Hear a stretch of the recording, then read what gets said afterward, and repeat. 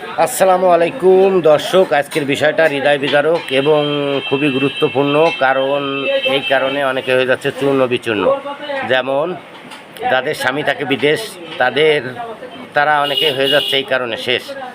বিষয়টা হচ্ছে কি, মোবাইলে প্রতারণার কৌশলটা বেড়ে গেছে, লোহাগড়া নড়াইল এমনকি সব জায়গায় প্রতারণাটা চলছে। কিন্তু একটা কথাই বলে রাখি যে প্রতারণা যারা করে তারা দীর্ঘদিন শান্তি পায় না, হয়তো ক্ষণস্থায়ী শান্তিটা পায়, দীর্ঘদিন পায় না। আর তাছাড়া এরকম যারা করে তারা ধরাও খায়, মান সম্মান যায় না, তাদের মান সম্মান অগাধ, যার কারণে তাদের মান সম্মান যায় না। আর বিষয়টা একটু খোলাসা করে বলি। মনে করেন আপনার মোবাইল নষ্ট হয়ে গেছে, আপনার তো কষ্ট বেড়ে গেছে, কারণ আপনার স্বামী বিদেশ থেকে, আপনার তো কথাবার্তা বলা দরকার। কিন্তু আপনার মোবাইলে আপনার অনেক গুরুত্বপূর্ণ ছবি বা ভিডিও থাকতে পারে। সেক্ষেত্রে আপনি মোবাইলটা নষ্ট হয়ে গেছে, আপনি মোবাইলের মেমোরি কার্ড বা সিম ওর ভিতর রেখে আপনি দিয়ে আসছেন মেকানিকের কাছে। মেকানিক কী করছে, আপনার গ্যালারিতে ঢুকে আপনার যতগুলো পার্সোনাল ভিডিও আছে, ছবি আছে, এগুলো মেকানিক নিয়ে গেছে।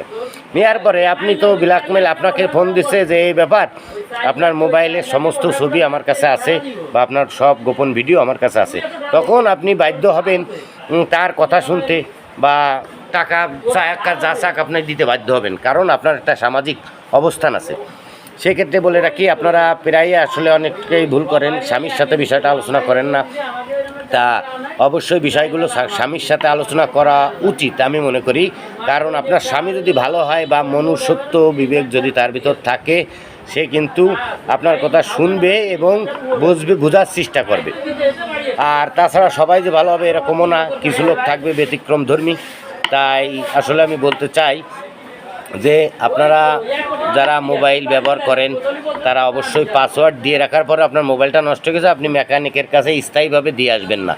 মোবাইলটা একদিন বা 2 দিনের জন্য দিয়ে আসবেন না। আপনার মোবাইল আপনি বলবেন যে আমি বসে আছি, আমার মোবাইলটা সেরে দেন, তাহলে আপনার নিরাপত্তা থাকবে, মোবাইলের কোনো গোপন বিষয় কারো কাছে যাবে না।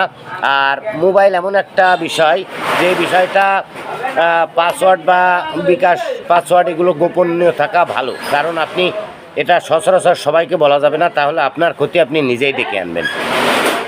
আর আমার কথাগুলো অনেকের ভালো লাগবে, অনেকের কাছে খারাপ লাগবে, কিন্তু যে সকল নারীদের স্বামী বিদেশ থাকে তারা অবশ্যই বিষয়গুলো খেয়াল রাখবেন। কারণ এই তো কিছুদিন আগের ঘটনা, এরকম ঘটনা ঘটছে, যার কারণে সে নারীর এখন কী অবস্থা, কী পরিণতি হচ্ছে, তো তারই ক্ষতি।